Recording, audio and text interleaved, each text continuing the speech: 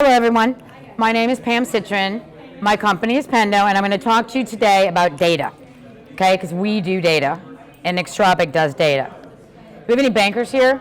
Anybody in the bank? Okay, so this is probably what the bank's data looks like perhaps, right? But this is what your data will look like as we move forward of doing business with PendoSystems. So if you think about the amount of data that exists in these institutions, and we hear about big data and data lakes and things like that, we're looking at being able to frame some of that data for important people, whether that's legal, whether that's regulators, whether that's compliance, whether that's risk.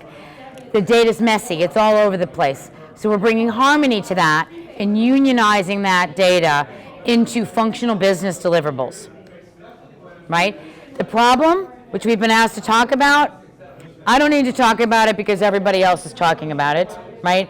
You can't pick up anything from the New York Times to the Atlantic to a publication that's not talking about data being stuck, legacy systems being inefficient, and the issues that we have.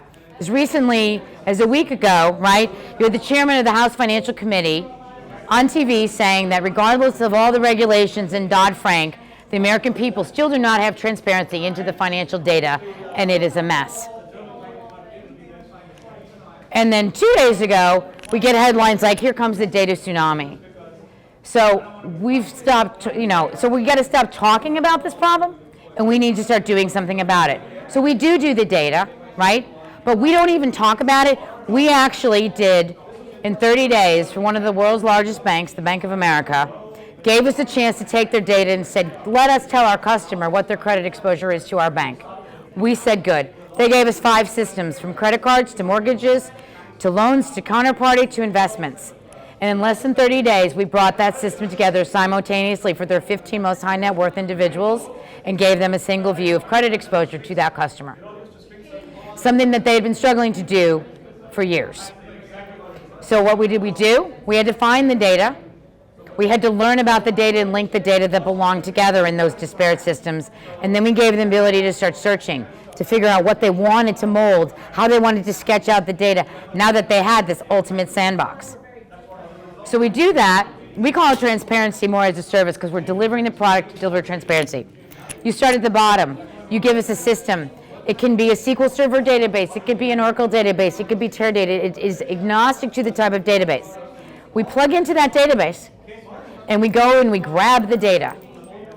Once we get that data, we enrich that data, we link that data through something called RDF triples, and we bring unions of that data together. So if Pam is in all 3 systems, or all 5 systems, she might have different names in them. She might have different addresses. We link it through relationships in the data because we know the data. And then once we've created that new view, virtually above those 5 systems, we give you the ability to do something with it and to monetize it. So you may be using that in legacy systems, you may be putting a dashboard together, or you may be even just be using graphing tools to deliver information back to the business community and or your customer. So I told you we did a single view. We did a single view of those 15 customers. Well, the same person, my name Pamela Citron, there could be hundreds of Pamela Citrons, perhaps, right? So in addition, we're improving the data quality, right? So you've got Pam in one day, you've got Pammy in the other day, you've got Pam in another database, right? So we can actually improve the data quality by going back to the data steward of that situation and saying, you know what, her name is spelled wrong. You know what, the address is wrong. You know, his zip code, he moved. We have him right in one system and wrong in the other. But we know how to explore and interrogate the data to unionize it, to make it useful in the organization.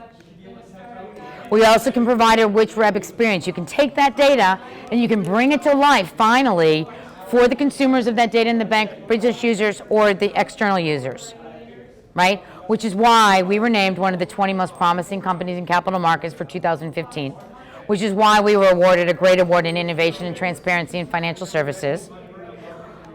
But more importantly, which is why after a 30-day proof of concept with one of the largest global banks in the world, we did the unthinkable by executing a 5-year agreement with that customer to be our full-time customer, not just a proof of customer, in 30 days following the proof of concept, with an 8-figure price tag attached to that.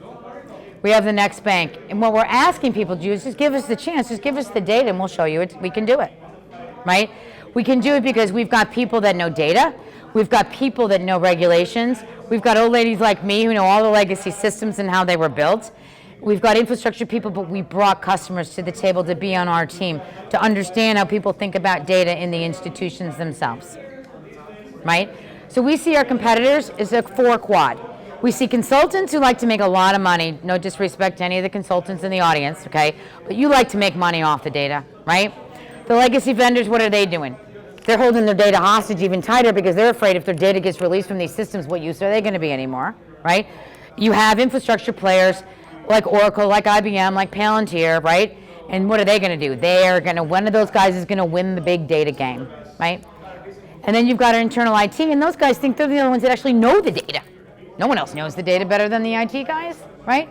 So essentially, it takes all 4 of them to come together and unionize, right? To do what we can do with one product, with one tool, to solve your business problems in 30 days, right? So because we make the data smart, but we do it in a simple fashion, we keep our pricing simple, right? So we've got 3 pieces to our pricing. We charge to use the product.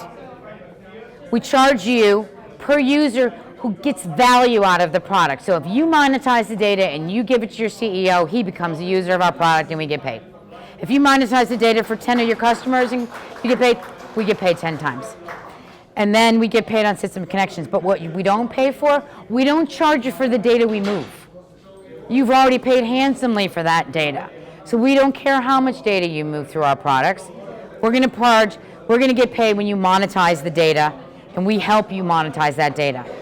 So all we're asking today is for any customer, and no one, like, there was one bank here, but you know, give us 3 to 5 systems and give us a business problem, the hardest one you've got, and give us 30 days. And we will bring that data together and harmonize it, and we'll sketch that out to a single view, give you the ability to search and query that information as if those 5 systems were one, and at the end of the 30 days, you will have a project completed that can move into production. So we're just asking right now to join us. Give us a chance to look at your systems, give us a chance to sketch out one of those business problems, and give you the snapshots of what your data can look like and bring it to life.